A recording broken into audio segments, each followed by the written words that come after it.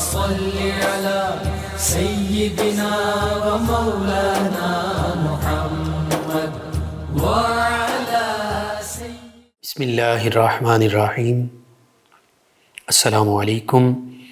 ناظرین و سامعین کرام، پروگرام یاد الہی دیکھنے کے لیے، یاد الہی کے سابقہ تمام پروگرامز دیکھنے کے لیے، بالخصوص وظائف دیکھنے، سننے، جاننے اور پڑھنے کے لیے آپ ہمارے یوٹیوب چینل یاد الہی یعنی YAADE_EILAHI یوٹیوب چینل یاد الہی کو سبسکرائب بھی کیجئے، لائک بھی کیجئے، کمنٹس بھی کیجئے، تاکہ یاد الہی کے مختلف پروگرامز اور وظائف سے آپ مکمل رہنمائی حاصل کر سکیں۔ جی ناظرین و سامعین، پروگرام یاد الہی میں روزانہ عظیم ہستیوں کے تذکارے پاک کیے جاتے ہیں، اور اس کے ساتھ ساتھ کچھ ایسے موضوعات پر گفتگو ہوتی ہے جن سے آپ کو رہنمائی حاصل ہوتی ہے۔ آج حضرت سید شیخ احمد کبیر رفاعی رحمۃ اللہ تعالی علیہ آپ کے تذکارے پاک ہوں گے، تذکارے خیر ہوں گے۔ اس سے پہلے کتاب الشفا سے آج کا خاص وظیفہ، یہ آج کا وظیفہ جو ہے سر درد اور سر کے ورم، سوزش، سوجن، اس کے حوالے سے ہے۔ سر درد اور ورم کا روحانی علاج۔ سیدہ اسماء بنت سیدنا ابو بکر صدیق رضی اللہ عنہما آپ نے نبی کریم صلی اللہ علیہ وآلہ وسلم کی خدمت میں حاضر ہو کر سر درد اور ورم کی شکایت کی، تو نبی رحمت صلی اللہ علیہ وآلہ وسلم نے اپنا دست مبارکہ سیدہ اسماء رضی اللہ عنہا کے سر کے دوپٹے پر رکھا اور یہ کلمات پڑھ کر دم فرمایا۔ کلمات اور ترجمہ آپ سماعت کر لیجئے۔ آپ کو سر کا درد ہو یا ورم ہو تو آپ بھی یہ دم کر سکتے ہیں، خود بھی کر سکتے ہیں، گھر میں موجود کسی بھی شخص سے کروا سکتے ہیں۔ کلمات اور ترجمہ یوں ہے: بسم اللہ اذہب عنہا سوءہ، بسم اللہ اذہب عنہا سوءہ وفحشہ، بسم اللہ اذہب عنہا سوءہ وفحشہ بدعوت نبیک صلی اللہ تعالی علیہ وآلہ وسلم، بدعوت نبیک صلی اللہ تعالی علیہ وآلہ وسلم الطیب المبارک المکین عندک،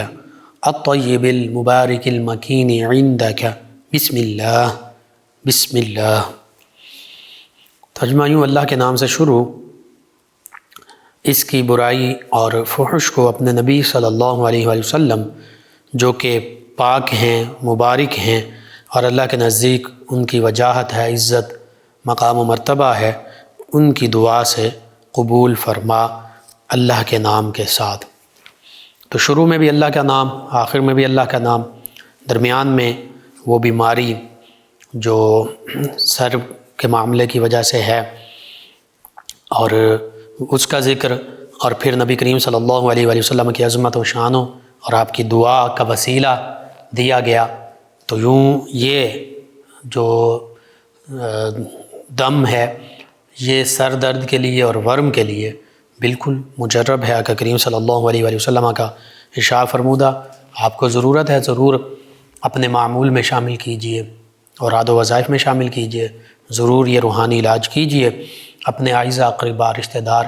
دوست، احباب، پڑوسی، محلہ دار، امت مسلمہ تک پہنچائیے۔ میرے آپ کے ہمارے بتانے سے ہمارے کسی بھی مسلمان بھائی، مسلمان بہن، مسلمان فرد کا فائدہ ہوتا ہے، تو انشاءاللہ یہ ہمارے لیے بھی دین و دنیا آخرت میں بھلائی، فائدہ، نجات اور شفا کا باعث ہوگا۔ اللہ تعالی ہمیں آسانیاں عطا فرمائے، ہمیں آسانیاں بانٹنے والا بنائے، مشکلات سے ہماری حفاظت فرمائے، آمین۔ جی ناظرین و سامعین، حضرت شیخ سید احمد کبیر رفاعی رحمۃ اللہ تعالی علیہ اولیاء اللہ میں سے ایک عظیم ہستی، علماء، عرفاء، صلحاء، اولیاء میں عظیم مقام و مرتبے کے حامل، اور پھر نبی رحمت صلی اللہ علیہ وآلہ وسلم کی اولاد پاک میں سے، بالخصوص سیدنا امام حسین رضی اللہ تعالیٰ عنہ کی اولاد پاک میں سے، سیدنا امام موسیٰ کاظم رضی اللہ عنہ کی اولاد پاک میں سے۔ تو یہ ساری نسبتیں ایسی ہیں کہ ان نسبتوں کی بڑی فضیلتیں ہیں۔ آقا کریم صلی اللہ علیہ وآلہ وسلم تمام کائنات کے، تمام مخلوقات کے سردار ہیں، سید البشر بھی ہیں، خاکیوں کے سردار بھی ہیں، نوریوں کے سردار بھی ہیں، انبیاء و مرسلین علیہم الصلاۃ و تسلیم کے سردار بھی ہیں، اولین و آخرین سبھی کے سردار ہیں، تمام اللہ کی کائنات، اللہ کی تمام مخلوقات کے سردار ہیں، اللہ تعالیٰ کے محبوب ہیں۔ نبی رحمت صلی اللہ علیہ وآلہ وسلم کی تو شان ہی وراء الورا ہے۔ آپ صلی اللہ علیہ وآلہ وسلم کے شانوں کے کیا کہنے کہ مفسرین، محدثین، علماء، فقہاء، سیرت نگار، مورخین لکھتے گئے نبی کریم صلی اللہ علیہ وآلہ وسلم کی شانوں کے تذکرے،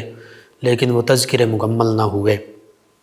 وجہ اس کی یہ ہے وَلَلْآخِرَةُ خَيْرٌ لَكَ مِنَ الْأُولَىٰ، اللہ نے فرمایا پیارے حبیب صلی اللہ علیہ وآلہ وسلم آپ کے لیے تو ہر آنے والا لمحہ، ہر آنے والی گھڑی پہلے سے بدرجہ اولا خیر والی ہے، بھلائی والی ہے، بہتر سے بہتر ہے۔ اور وَرَفَعْنَا لَكَ ذِكْرَكَ، اللہ رب العزت فرماتا ہے کہ ہم نے آپ کی خاطر آپ کے ذکر کو بلند فرما دیا۔ جن ہستی کے ذکر، مقام و مرتبے کو اللہ رب العزت بلند فرما دے، ان کے مقام و مرتبے کو کوئی گھٹا نہیں سکتا۔ اپنے دانست میں، اپنی سوچ میں وہ تنقیص یا کچھ کہتا پھرے، لیکن حقیقت میں نبی کریم صلی اللہ علیہ وآلہ وسلم کا مقام و مرتبے میں کسی قسم کی کمی ہو نہیں سکتی۔ ہاں ایسے لوگوں کی، چاہے وہ غیر مسلمین ہیں، مستشرقین ہیں، جو بھی ایسے لوگوں کی اپنی بدبختی ہے، اس دنیا میں بھی اور پھر آخرت میں بھی، قبر میں بھی ان کے لیے عذاب ہی عذاب ہے، جو نبی رحمت صلی اللہ علیہ وآلہ وسلم کے بارے میں دریدہ دہنی کرتے ہیں، ناپاک جسارتیں کرتے ہیں۔ اِنَّا كَفَيْنَاكَ الْمُسْتَهْزِئِينَ، اللہ کے حبیب صلی اللہ علیہ وآلہ وسلم کے لیے اللہ نے فرما دیا کہ جو آپ کی بارگاہ میں استہزاء کرنے والے ہیں، تنقیص کرنے والے ہیں، فرمایا ہم ان کے لیے کافی ہیں۔ اور اللہ دن کے مقابلے میں ہو اپنے حبیب صلی اللہ علیہ وآلہ وسلم کی خاطر، اس کے لیے پھر نہ اس دنیا میں کوئی سکھ، چین، قرار اور اطمینان ہے، نہ قبر میں، نہ آخرت میں۔ اس کے لیے اس دنیا میں بھی عذاب ہے، قبر میں بھی عذاب ہے، آخرت میں بھی عذاب ہے۔ تو اس کی وجہ یہ ہے کہ نبی کریم صلی اللہ علیہ وآلہ وسلم کے بارے میں ایسا بدبخت جو ہے وہ خرافات بکتا ہے، اپنے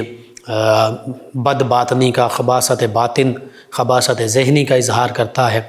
تو نبی رحمت صلی اللہ علیہ وآلہ وسلم کی تو شان ہی وراء الورا ہیں، ہم اسے ان کی پیمائش نہیں کر سکتے، کوئی پیمانہ ہی نہیں ہے۔ دینے والی ہستی، شان عطا فرمانے والی ہستی اللہ تعالیٰ کی، اور جنہیں شان عطا کی گئی وہ اللہ کے محبوب صلی اللہ علیہ وآلہ وسلم۔ آپ میں ہم کون ہیں کہ یوں کہتے پھریں کہ اتنی شان ہے، اتنی نہیں ہے، اتنی ہے، اتنی نہیں ہے، ہم ماپتے پھریں، ان کو محدود کرتے پھریں اور کہتے پھریں کہ نہیں اتنی تو شان ہے، اتنی نہیں ہے، یہ شان ہے، یہ نہیں ہے۔ ساری شانیں اللہ نے اپنے پیارے حبیب صلی اللہ علیہ وآلہ وسلم کو عطا فرمائی ہیں۔ صرف دو چیزیں آقا کریم صلی اللہ علیہ وآلہ وسلم کی نسبت سے نہیں ہیں، ایک اللہ کے نبی صلی اللہ علیہ وآلہ وسلم اللہ نہیں ہیں، دوسرا اللہ کے بیٹے نہیں ہیں۔ باقی کائنات کی تمام بزرگیاں، عظمتیں، رفعتیں، شانیں، مقامات اللہ نے اپنے حبیب مکرم ہمارے آقا و مولا صلی اللہ علیہ وآلہ وسلم کو عطا فرمائی ہیں۔ پھر نبی کریم صلی اللہ علیہ وآلہ وسلم سے نسبت رکھنے والی ہستیوں کی شانیں، عظمتیں، چاہے وہ اہل بیت کرام علیہم رضوان ہوں، چاہے وہ صحابہ کرام علیہم رضوان ہوں، چاہے پھر ان سے آگے نسبت رکھنے والے تابعین، تبع تابعین اعظام، اور آقا کریم صلی اللہ علیہ وآلہ وسلم کے ہم گنہگار امتی کنتم خیر امہ، اللہ نے قرآن پاک میں فرما دیا کہ تم سب سے بہتر اور بھلائی والی و خیر والی امت ہو۔ اللہ اکبر۔ نبی رحمت صلی اللہ علیہ وآلہ وسلم کی نسبت سے ہم گناہگاروں کو یہ مقام ملا کہ اللہ تعالیٰ وَيَكُونَ الرَّسُولُ عَلَيْكُمْ شَهِيدًا، جہاں فرمایا کہ یہ رسول کریم صلی اللہ علیہ وآلہ وسلم تم سب پر گواہ ہیں، وہیں اس امت کو فرمایا کہ یہ دیگر امتوں کے حوالے سے گواہ ہیں، یعنی نبی رحمت صلی اللہ علیہ وآلہ وسلم کے ارشاد فرمانے سے دیگر امتوں کے جو معمولات، حالات ہم تک پہنچے، ہم ان کی گواہی دیتے ہیں، ہم سابقہ کتب پر ایمان لاتے ہیں، تمام سابقہ انبیاء و مرسلین علیہ الصلاۃ و تسلیم پر بھی ایمان لاتے ہیں۔ اسی طرح آقا کریم صلی اللہ علیہ وآلہ وسلم کی اولاد پاک کہ تیری نسل پاک میں ہے بچہ بچہ نور کا، تو ہے عین نور، تیرا سب گھرانہ نور کا۔ انہی نبی کریم صلی اللہ علیہ وآلہ وسلم کی اولاد پاک میں سے ایک عظیم ہستی سید احمد کبیر رفاعی شافعی حسینی کاظمی رحمۃ اللہ تعالی علیہ آپ ہیں۔ سلسلہ رفاعیہ کے بانی پیشوا سرخیل ہیں آپ کا اسم گرامی احمد ہے، یہ بھی نبی رحمت صلی اللہ علیہ وآلہ وسلم کی نسبت، کیا کہ کریم صلی اللہ علیہ وآلہ وسلم کہ اسم گرامی محمد بھی ہے صلی اللہ علیہ وآلہ وسلم، احمد بھی ہے صلی اللہ علیہ وآلہ وسلم، اور دیگر بھی کئی اسماء مبارکہ ہیں۔ پھر آپ حسینی سعادات میں سے ہیں، سیدنا امام حسین رضی اللہ عنہ کی اولاد پاک میں سے، سیدنا امام موسیٰ کاظم رضی اللہ عنہ کی اولاد پاک میں سے، اسی وجہ سے حسینی کاظمی کہلاتے ہیں۔ فقہ میں آپ نے امام شافعی قریشی ان کی پیروی کی تو اس وجہ سے آپ شافعی کہلاتے ہیں۔ اور رفاعی یہ آپ کے بزرگوں میں سے ایک بزرگ، ان کا لقب تھا، اور اس کا لفظی معنی ہے بلندی۔ اب وہ بلندی بلند مقام و مرتبہ بھی ہے، عالی مرتبہ ہونا، بلند مقام و مرتبے والا ہونا، اور حقیقت ہے کہ سادات کرام ہی بلند مرتبے والے ہیں، اس وجہ سے کیونکہ انہیں نبی کریم صلی اللہ علیہ وآلہ وسلم سے خاص نسبت حاصل ہے۔ آپ کی ولادت باسعادت کے حوالے سے ملتا ہے کہ 15 رجب المرجب 512 ہجری میں آپ کی ولادت باسعادت ہوئی۔ سیدنا حضور غوث اعظم رضی اللہ تعالیٰ عنہ کے آپ ہم عصر بزرگ ہیں، اور سن عیسوی کے حساب سے 13 اکتوبر 1118 عیسوی، یعنی آج سے تقریباً 900 سال پہلے آپ کی ولادت باسعادت ہوئی۔ آپ کے القابات کثیر ہیں، چند ایک القابات کا ذکر کرتا ہوں جو اولیاء علماء عرفاء نے آپ کے لیے استعمال کیے، جن القابات سے آپ کو پکارا: السید السند، قطب اوحد، استاذ العلماء، امام الاولیاء، سلطان الرجال، شیخ المسلمین، العالم الکبیر، عارف باللہ، بحر شریعت، ابو العباس احمد الرفاعی، ابن حسینی، امن انصاری، مذہباً شافعی، بلداً واسطی، یعنی والد گرامی کی جانب سے آپ حسینی سعادات میں سے ہیں، والدہ مائدہ کی طرف سے آپ غالباً انصار صحابہ کرام علیہم رضوان ان کی اولاد پاک میں سے ہیں آپ کی والدہ، اور جو فقہی مذہب آپ نے اختیار کیا وہ شافعی، اور جس علاقے میں آپ رہے آپ کی ولادت باسعادت ہوئی، جو علاقہ آپ کا جس سے آپ منسوب تھے، جو آپ کا شہر آپ کا علاقہ وہ واسط کہلاتا ہے، اس وجہ سے واسطی آپ کہلائے۔ تو بہرحال جمعرات کے دن ماہ رجب المرجب کے نصف اول یعنی 15 رجب المرجب کو آپ کی ولادت باسعادت ہوئی۔ مسترشد باللہ عباسی حکمران جو ہے اس کے زمانہ حکومت میں مقام ام عبیدہ اور اس کا قصبہ حسن، یہاں آپ کی ولادت باسعادت ہوئی۔ اور ام عبیدہ جو ہے یہ بطائح، یہ ایک علاقہ ہے عراق کا اور واسط اور بصرہ کے درمیان جو موجود ہے، یہاں آپ کی ولادت باسعادت ہوئی۔ آپ کے والد گرامی ابو الحسن سید سلطان علی علیہ رحمہ، یہ بھی اللہ کے ولی، اللہ کے نیک بندے، 519 ہجری میں یہ بغداد کے سفر کے لیے گئے تو وہیں پر اللہ تعالیٰ کی طرف سے پیغام اجل آیا اور وہیں بغداد شریف میں ان کا وصال ہوا، حتیٰ کہ بغداد شریف میں ہی ان کی تدفین عمل میں آئی، اور پھر تدفین کے بعد وہیں بغداد شریف میں ان کا مزار مبارکہ بھی تعمیر کیا گیا، ان کے والد گرامی سید ابو الحسن سلطان علی علیہ رحمہ، حتیٰ کہ وہاں پر ایک مسجد بھی آپ ہی کے والد گرامی کے نام سے تعمیر کی گئی۔ اور آج بھی بغداد میں شارع رشید یعنی رشید ہائی وے، اس پر آپ کا مزار پرانوار آج بھی مرجع خلائق ہے، لوگ وہاں حاضر ہوتے ہیں، فیوز و برکات پاتے ہیں۔ تو یوں اولیاء اللہ اور سادات کرام کے گھرانے میں، عظیم روحانی مذہبی علمی گھرانے میں آپ کی ولادت باسعادت ہوئی، تو ظاہری بات ہے والدین اور گھر کا ماحول یہ تو سب سے پہلے کاؤنٹ کرتا ہے۔ ہر بچے کی تعلیم اور تربیت میں سب سے پہلے اس کے والدین کا کردار ہوتا ہے، اس کے گھر کا ماحول ہوتا ہے، اس کے آباء و اجداد، یہ ساری چیزیں سب سے پہلے میٹر کرتی ہیں۔ اسی لیے غالباً سیدنا عبداللہ بن عمر رضی اللہ عنہما اپنے بچوں سے یہ فرمایا کرتے تھے کہ میرے بیٹوں، میری بیٹیوں، میری اولاد، میرے بچوں، میں نے تمہارے تمام حقوق پورے کیے، حتیٰ کہ سب سے پہلا حق جو تمہارے لیے یہ تھا کہ میں نیک اور صالح والدہ کا انتخاب تمہارے لیے کرتا، یعنی اپنے لیے نیک اور صالح عورت، نیک اور صالح بیوی وہ میں نے چنی جو تمہارے لیے نیک اور صالح والدہ بنی۔ تو یہ بھی اولاد کے حقوق میں سے ہے کہ بندہ مومن نیک، دیندار، صالحہ جو خاتون ہوں ان سے عقد کرے۔ اسی طرح خواتین کے لیے بھی یہی ہے کہ خواتین بھی جو نیک، ایماندار، صالح، اللہ سے ڈرنے والے، اللہ کے نیک بندے ہوں، متشرع یعنی شریعت کے پابند ہوں، ان سے عقد کریں۔ اور یہ واضح حدیث مبارکہ میں موجود ہے۔ حدیث مبارکہ کا مفہوم اور خلاصہ کچھ یوں کہ بعض اوقات لوگ جو ہیں وہ حسن و جمال کی وجہ سے شادی کرتے ہیں، بعض مال و دولت کی وجہ سے شادی کرتے ہیں، بعض حسب و نسب کی وجہ سے شادی کرتے ہیں، یعنی حسن و خوبصورتی بھی دیکھی جاتی ہے، مال بھی دیکھا جاتا ہے، خاندان بھی دیکھا جاتا ہے۔ تو فرمایا کہ تم ان چیزوں کو بے شک دیکھو کہ خاندان اچھا ہو، حسن و جمال، خوبصورتی ہو، ٹھیک ہے، مال بھی ہو، جائز ذرائع سے کمایا ہوا، ٹھیک ہے، یہ بھی دیکھو دونوں طرف، لیکن فرمایا کہ تم دینداری کو ترجیح دو۔ اور پھر یہ بھی ملتا ہے اسلامی تعلیمات اور حدیث مبارکہ میں کہ اگر صرف حسن و جمال کو ترجیح دی جائے تو وہ بھی ہمیشہ رہنے کے لیے نہیں ہے، اسی طرح صرف مال و دولت کو ترجیح دی جائے تو وہ آنے جانے والی چیز ہے، ہاتھ کا میل ہے، وہ بھی جا سکتا ہے۔ صرف حسب نسب، خاندان ہی کو ترجیح دی جائے تو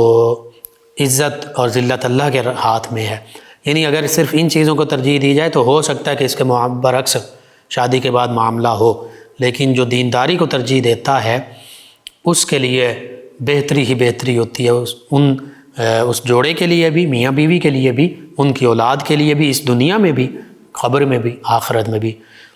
تو یوں اللہ کے حبیب صلی اللہ علیہ وآلہ وسلم کے اس فرمان کو ہی ہم رشتے ناتوں میں ہی کم از کم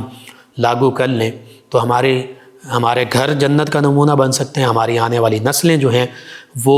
اچھی تربیت پا سکتی ہیں۔ یعنی اگر میاں بیوی دونوں عالم ہوں، دونوں حافظہ ہوں، دونوں نمازی ہوں، عبادت گزار ہوں، اللہ سے ڈرنے والے ہوں، دونوں حقوق اللہ، حقوق العباد پورے کرنے والے ہوں، دونوں اخلاق کے حوالے سے اسلامی تعلیمات پر عمل پیرا ہونے والے ہوں، دونوں روحانی تعلیمات، تزکیہ باطن کرنے والے ہوں، تزکیہ باطن حاصل کر چکے ہوں، تو جتنی کوالٹیز بڑھتی جائیں گی میاں بیوی دونوں میں، اور دونوں یعنی رشتے سے پہلے، عقد نکاح سے پہلے لڑکا اور لڑکی دونوں اس، اور والدین بھی،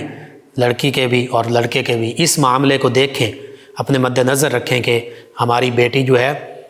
وہ دین کا علم، اخلاقیات، گھریلو کام کاج، کوئی نہ کوئی ہنر، سلائی کڑھائی،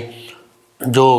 اللہ نہ کرے اگر کبھی کوئی معاملہ ایسا پیش آئے، مشکل حالات پیش آئیں، تو اپنے گھر بیٹھے کچھ نہ کچھ وہ عزت کے ساتھ کما سکے، اپنا کام کر سکے۔ تو بہرحال یہ لڑکی والوں کے لیے، اسی طرح لڑکے والے ہیں تو بے شک دنیاوی تعلیم بھی دلوائیں، منع نہیں ہے، لیکن دینی تعلیم لازمی دلوائیں۔ حافظ بن سکتے ہیں بچے، آپ حافظ بنائیں، عالم بنا سکتے ہیں عالم بنائیں، ورنہ کم از کم علماء کے پاس بیٹھنے والے، اولیاء کاملین صالحین کی بارگاہ میں حاضر ہونے والے، باشرع، با اخلاق، حقوق اللہ، حقوق العباد پورے کرنے والے۔ تو پھر دیکھیں ایسی اولاد جب بیٹا اور بیٹی اور دو طرف سے، لڑکے والے اور لڑکی والوں کی طرف سے جب ایسے بچوں کے آپس میں عقد ہوں گے تو پھر دیکھیے وہ میاں بیوی نہ صرف اپنی اولاد کے لیے بلکہ اپنے والدین، اپنے سسرال، تمام خاندان کے لیے باعث برکت ہوں گے۔ اور ایسے بچے، ایسے بیٹے بھی جن کی دینی لحاظ سے تربیت کی جاتی ہے، وہ بڑھاپے میں اپنے والدین کا سہارا بنتے ہیں، وہ انہیں دھتکارتے نہیں ہیں، انہیں برا بھلا نہیں کہتے، انہیں ان کے ساتھ سختی سے پیش نہیں آتے، چونکہ انہوں نے اللہ اور اس کے حبیب صلی اللہ علیہ وآلہ وسلم کے احکام کو جان رکھا ہوتا ہے، پڑھ رکھا ہوتا ہے۔ اسی طرح ایسی بیوی جس نے قرآن و سنت کی تعلیمات کو سمجھ رکھا ہوتا ہے، پڑھ رکھا ہوتا ہے، اسے پتہ ہوتا ہے کہ میرے شوہر کا مجھ پر کیا حق ہے، اس کا مقام و مرتبہ کیا ہے، بچوں کی تربیت کے حوالے سے میری ذمہ داری کیا ہے، میرے فرائض کیا ہیں، شوہر کے حوالے سے میرے فرائض کیا ہیں، اور پھر میرے حقوق کیا ہیں، وہ سارے کچھ سمجھتی ہے تو وہ قرآن و سنت کے مطابق شوہر کو محبت بھرے انداز میں دلیل کے ساتھ سمجھا بھی سکتی ہے۔ اسی طرح شوہر بیوی کو بھی سمجھا سکتا ہے، اور پھر یہی سلسلہ آنے والی نسلوں تک منتقل ہوتا رہتا ہے۔ اس لیے نبی کریم صلی اللہ علیہ وسلم نے فرمایا کہ دینداری کو تم ترجیح دو، اور بعض حدیث مبارکہ میں یہ بھی ہے کہ اگر دینداری کو ترجیح نہیں دی جائے گی دینداری کو ترجیح، تو پھر خاک آلود ہوں ایسے لوگ، یعنی پھر ان کے لیے ہم دیکھتے ہیں کہ جب دینداری کے سوا باقی چیزوں کو دیکھا جاتا ہے، ظاہری نمود و نمائش، روپیہ پیسہ، ظاہری خوبصورتی، مال و دولت، حسب نسب، اور اس پہ تکبر اور فخر اور غرور بھی کیا جاتا ہے، تو پھر اکثر ہم نے دیکھا کہ ایسے رشتے مکمل نبھ بھی نہیں پاتے، طلاقیں بھی اسی وجہ سے ہو جاتی ہیں کہ بعض کا لڑکا سمجھ رہا ہے میں بڑا مال و دولت والا ہوں، میں بڑے خاندان والا ہوں، حسب نسب والا ہوں، بعض کا لڑکی یہ سمجھ رہے ہوتے کہ میں بڑی تعلیم یافتہ ہوں، میں بڑے خاندان والی ہوں، میں بڑے حسب نسب والی، بڑے مال و دولت والی ہوں، تو وہ ایگو، انا، ضد، اپنے تکبر وہ آڑے آتا ہے اور پھر طلاقوں تک نوبت پہنچ جاتی ہے۔ تو اس لیے دونوں جانب سے لڑکے اور لڑکی والے اس بات کو مد نظر رکھیں کہ دینداری کو ترجیح دیں، جہیز نہیں، مال و دولت نہیں، وہ اللہ تعالیٰ نے جو آپ محنت کرتے جائیں گے اللہ تعالیٰ کے ذمہ ہے رزق۔ تو ان ہستیوں کے بارے میں جب ہم پڑھتے ہیں، ان ہستیوں کا یہی طریقہ تھا۔ اب دیکھیے والد گرامی حسینی سعادات میں سے ہیں، والدہ انصاری خاندان سے تعلق رکھتی ہیں، تو کوئی نہ کوئی خوبی ہوگی، اور صحابہ کرام علیہم رضوان کی اولاد پاک، ادھر اہل بیت کرام علیہم رضوان کی اولاد پاک، تو یہ تو صحابہ کرام اور اہل بیت کرام جب حقیقی طور پر نبی کریم صلی اللہ علیہ وسلم کے عہد مبارکہ میں اور پھر ان کی اولادیں، اس وقت بھی ان کی آپس میں رشتہ داریاں تھیں، آپس میں محبت کا انداز تھا، وہی رشتے ناتے یوں ہی آگے بھی چلتے رہے۔ تو بہرحال والدہ مائدہ آپ کی وہ بھی اللہ کی نیک بندی، اور وہ اس طرح اللہ کی نیک بندی ہیں کہ سیدنا احمد کبیر رفاعی علیہ رحمہ کے ماموں جان بھی اللہ کے ولی تھے، سید منصور بطاحی علیہ رحمہ۔ تو اسی وجہ سے جب آپ کے والد گرامی کا وصال ہوا، تقریباً آپ کی عمر مبارکہ 7 برس تھی جب آپ کے والد گرامی کا وصال ہوا، تو پھر آپ کے ماموں شیخ منصور، آپ ان کی زیر پرورش چلے گئے، ان کے زیر تعلیم و تربیت رہے، انہوں نے قرآن، حدیث، فقہ، ظاہری باطنی تمام علوم آپ کو سکھائے، ابتدائی تعلیم و تربیت کی۔ پھر اس کے علاوہ انہوں نے آپ کی تعلیم و تربیت کے امور جو ہیں اس دور کے بہت جید عالم اور شیخ مقری قاری علی ابو الفضل واسطی علیہ رحمہ ان کے سپرد کر دیے۔ ان کی اس کامل سرپرستی میں رہتے ہوئے آپ نے فقہ اور تصوف، یعنی شریعت کے جو ظاہری معاملات ہیں، فرائض، واجبات، سنن، مستحبات، حرام، مکروہ تحریم، مکروہ تنزیہ، یہ ساری چیزیں، یعنی مکمل رہنمائی زندگی گزارنے کی فقہ قرآن و حدیث کے حوالے سے جو ہے وہ بھی سیکھی، اور بعد تصوف کا علم بھی سیکھا، اپنے باطن کو سنوارنے کا، کہ حسد، بغض، کینہ، جھوٹ، چغلی، غیبت، بہتان، الزام تراشی، غصہ، اسی طرح دیگر جو باطنی بیماریاں، ان سے کیسے بچنا ہے، اور اللہ کی یاد میں کیسے مشغول رہنا ہے، اپنے باطن کو کیسے، روح کو کیسے سنوارنا ہے، یہ سبھی شیخ علی ابو الفضل واسطی علیہ رحمہ ان سے آپ نے اخذ کیا۔ پھر قرآن مجید فرقان حمید کی بھی آپ نے سعادت حاصل کی، قاری المقری شیخ عبدالسمیع الحربونی علیہ رحمہ ان سے، اور پھر شیخ ابو الفضل واسطی علیہ رحمہ جن کا میں نے ابھی ذکر کیا، ان سے تمام آپ نے ظاہری باطنی علوم اخذ کیے، عقلی نقلی علوم حاصل کیے، قرآن، حدیث، فقہ، اصول حدیث، اصول تفسیر، اسی طرح دیگر علوم۔ تو یوں اپنے استاد اور مرشد شیخ ابو الفضل واسطی علیہ رحمہ سے آپ کو خرقہ خلافت بھی ملا، آپ کو اجازت بھی ملی، یعنی خلیفہ مجاز بنے، اور پھر اسی طرح شیخ ابو بکر واسطی علیہ رحمہ ان کے حلقہ درس میں آپ شامل ہوئے، اور وہاں سے بھی شریعت و طریقت کے تمام اسرار و رموز اخذ کیے۔ فقہ کے دقائق و علوم جو ہیں وہ اپنے ماموں شیخ منصور بطاحی علیہ رحمہ ان سے مکمل کیا اور ان سے بھی اجازت حاصل کی، ان کے بھی خلیفہ مجاز بنے۔ تو جب آپ کے ماموں جان شیخ منصور علیہ رحمہ ان کا وصال کا وقت قریب آیا تو انہوں نے آپ کو اپنے پاس بلوایا اور اپنے بزرگوں کی جو نعمت تھی، روحانی نعمت اور امانت اور وہ خاص اوراد و وظائف، ذکر و اذکار، وہ آپ کو تلقین کیے اور پھر اپنا مسند نشین، اپنا سجادہ نشین بنا کر اس دنیا سے آپ کے ماموں جان جو ہیں وہ رخصت ہوئے۔ تو یوں آپ قرآن و سنت، حدیث، فقہ، ظاہر علوم بھی مختلف بڑے بڑے جید علماء اور مشائخ سے اخذ کیے، اور پھر جو طریقت کا علم ہے یہ 3 کم از کم آپ کے شیخ ہیں جن سے آپ نے، شیوخ ہیں جن سے آپ نے طریقت کا علم اخذ کیا۔ تو یوں بیک وقت آپ عالم دین بھی تھے، فقیہ بھی تھے، اللہ کے ولی بھی تھے، قاری بھی تھے، حافظ بھی تھے، مفسر بھی تھے، محدث بھی تھے، تو یہ ساری عظیم مجاہد بھی تھے۔ تو یہ ساری نسبتیں آپ کو بیک وقت حاصل تھیں، یہ سارے کمالات اللہ رب العزت نے آپ کو عطا فرمائے۔ پھر آپ کا طریقہ رفاعیہ کہلایا۔ حضور غوث اعظم رضی اللہ عنہ کے حوالے سے بھی ملتا ہے کہ آپ نے ان سے بھی فیوز و برکات پائے، روحانی فیوز و برکات، ان کے ہم اثر بھی ہیں۔ اور پھر نبی کریم صلی اللہ علیہ وآلہ وسلم کی سیرت مبارکہ، سنت مبارکہ، طریقہ مبارکہ پر آپ مکمل عمل پیرا رہتے تھے اور اسی کو آپ طریقت فرمایا کرتے تھے، اور سنت و طریقت اور شریعت کی پیروی ہی کی وجہ سے اللہ تعالیٰ نے آپ کو ولایت کا بلند مقام اور مرتبہ عطا فرمایا۔ مورخین نے آپ کے حوالے سے کافی تفصیل کے ساتھ لکھا، حتیٰ کہ آپ کے حوالے سے یہ بھی لکھا کہ آپ طریقت اور معرفت اور تصوف اور علم الاحسان اور علم باطن کے حوالے سے آپ اکثر یہ فرمایا کرتے تھے کہ میں نے اللہ رب العزت تک پہنچنے کا اس سے زیادہ آسان اور قریب ترین کوئی راستہ نہیں پایا کہ رضا الہی کی خاطر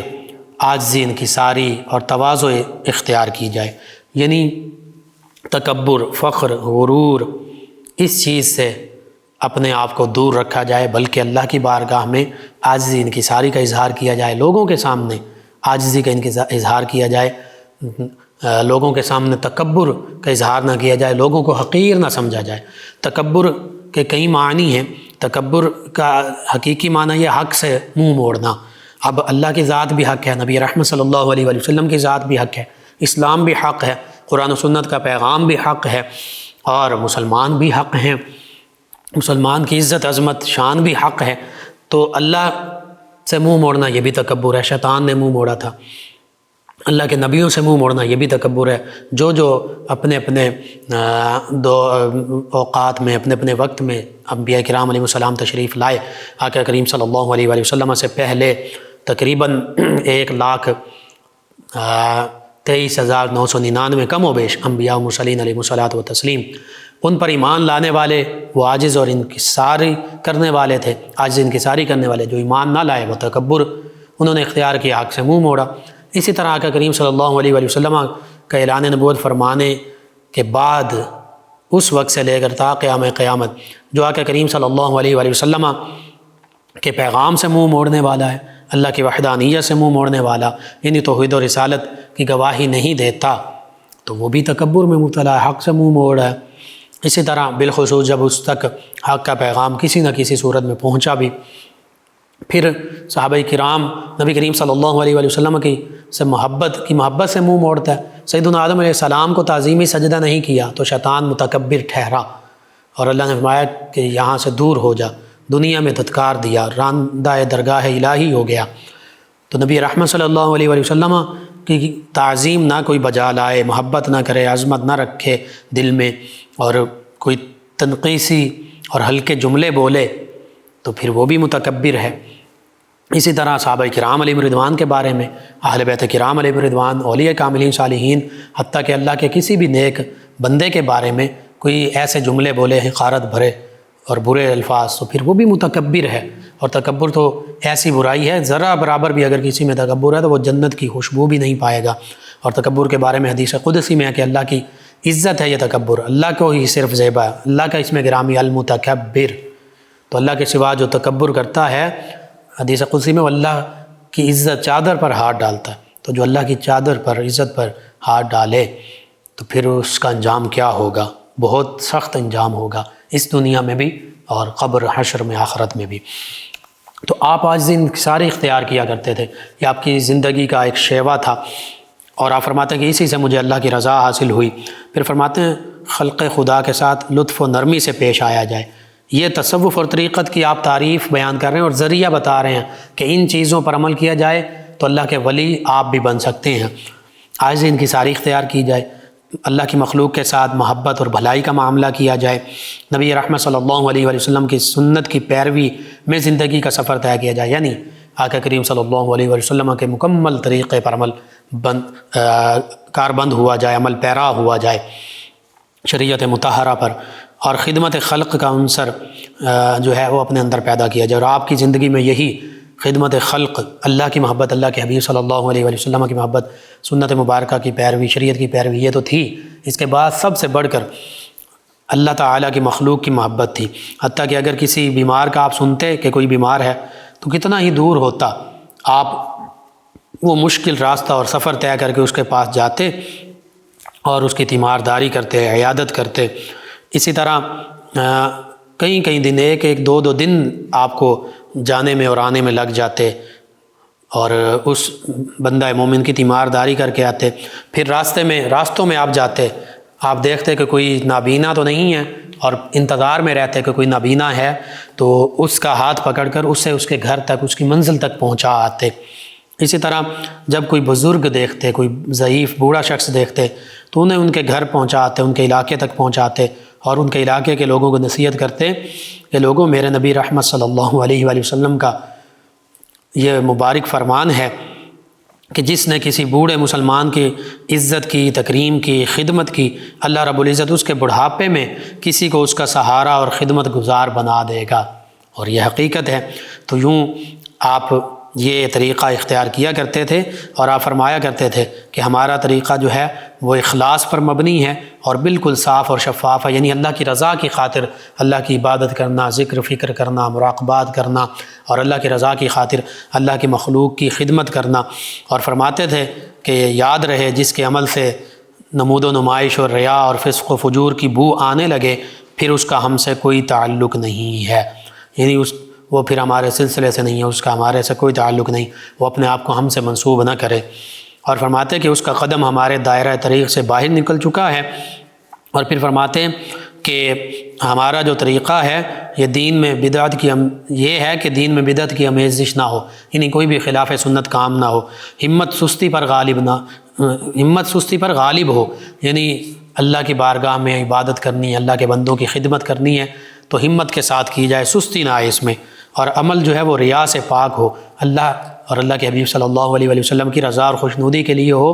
لوگوں کو دکھانے کے لیے نہ ہو، اور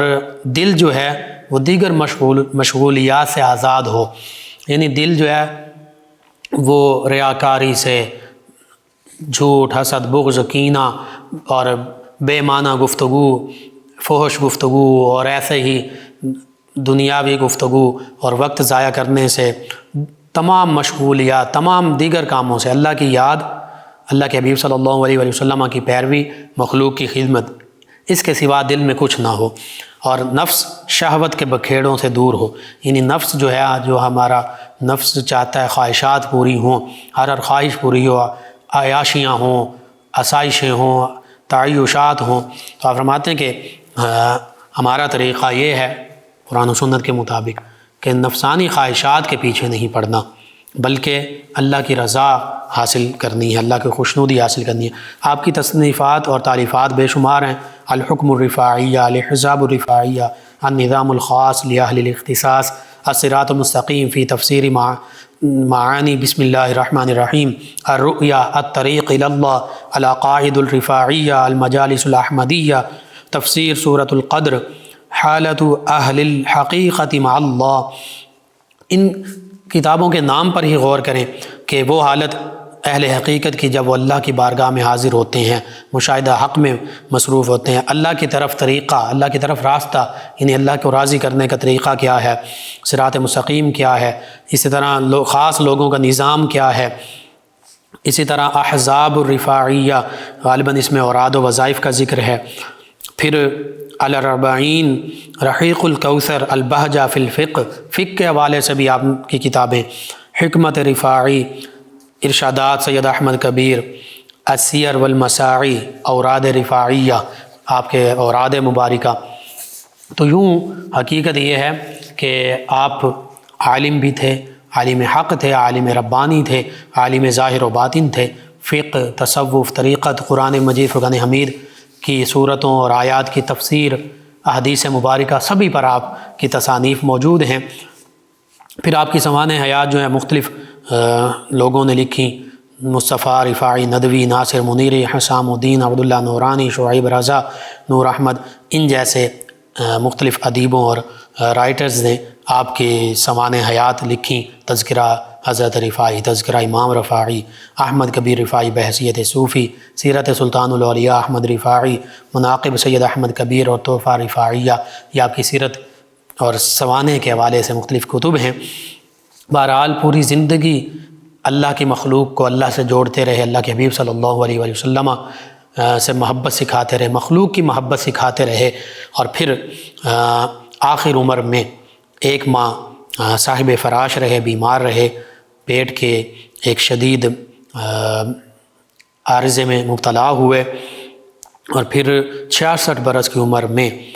آپ نے جمادی الاولیٰ 578 ہجری کو وصال پایا، اور آپ کا ایک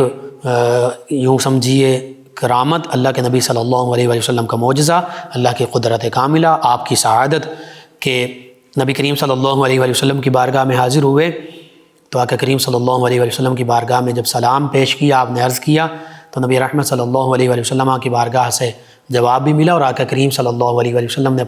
اپنا دست مبارکہ اپنے قبر مبارکہ سے باہر نکالا، انہوں نے دست مبارکہ کو چوما، بوسہ بھی لیا،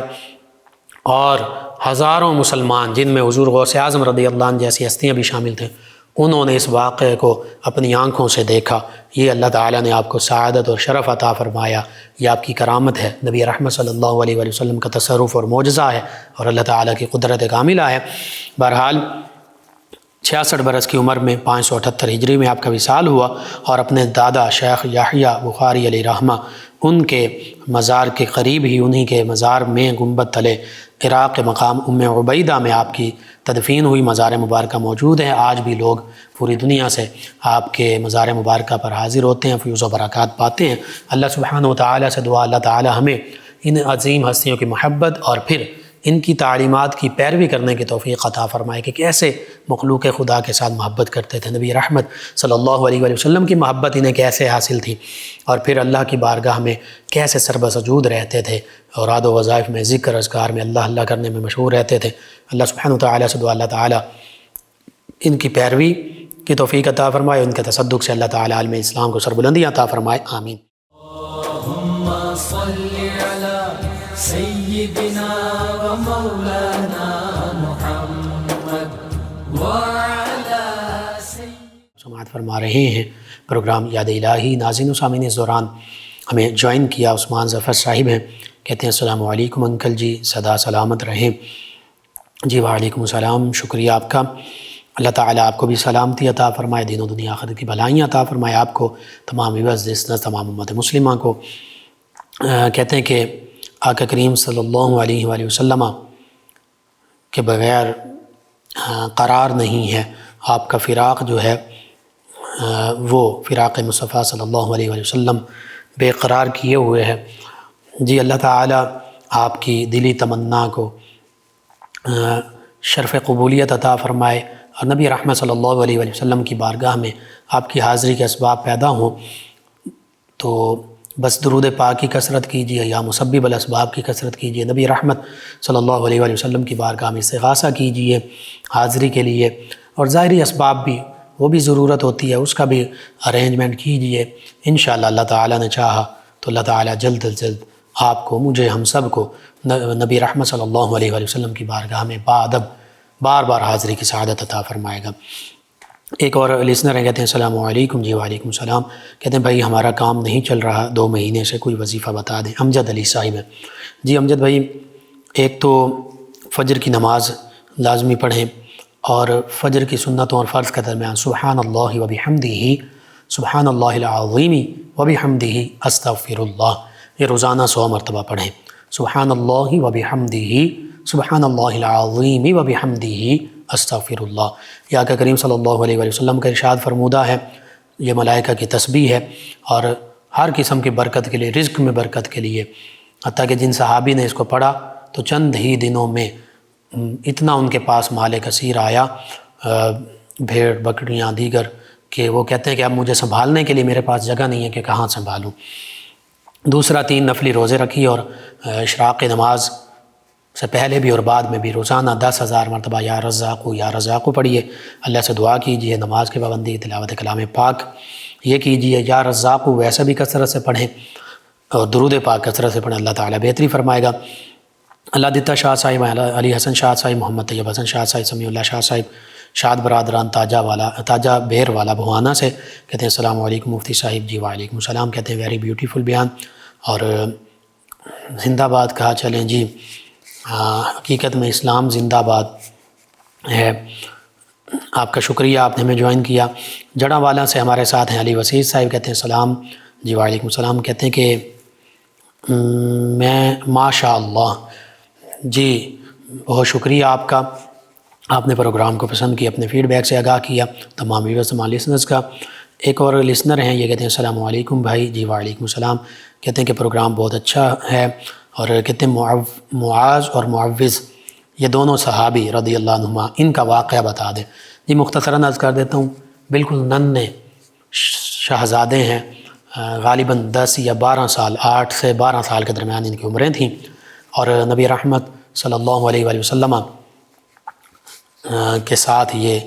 غزوہ میں شریک ہوئے۔ نبی کریم صلی اللہ علیہ وآلہ وسلم ویسے جو کم عمر ہوتے تھے ان کو واپس لوٹا دیتے تھے، لیکن یہ شوق شہادت میں حاضر ہوئے، اور